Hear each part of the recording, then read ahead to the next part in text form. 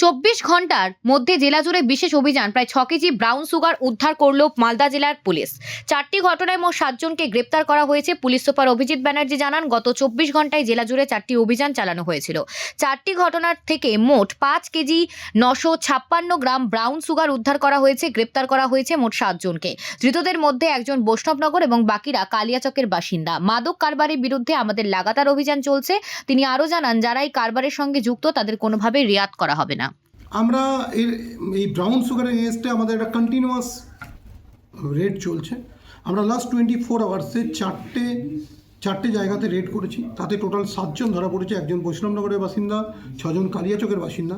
এদের total position থেকে আমরা প্রায় 5 কিলো 956 গ্রামের মতো ব্রাউন সুগার সিজ করেছি। আমরা এদেরকে কাস্টডিতে নিয়েছি, এদেরকে পিসিতে আজকে ফরওয়ার্ড করে পিসিতে নেওয়া হচ্ছে। আমাদের এই যে ব্রাউন সুগার এগেনস্টে যে অভিযান, এটা কন্টিনিউ চলবে।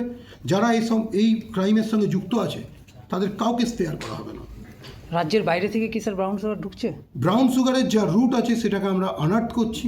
ব্রাউন সুগার এখানে আমাদের কাছে কিছু সোর্স ইনফরমেশন আছে যে এখানে কেউ এটাকে বিভিন্ন র ম্যাটেরিয়াল এনে এখানে সেটাকে ম্যানুফ্যাকচার করছে।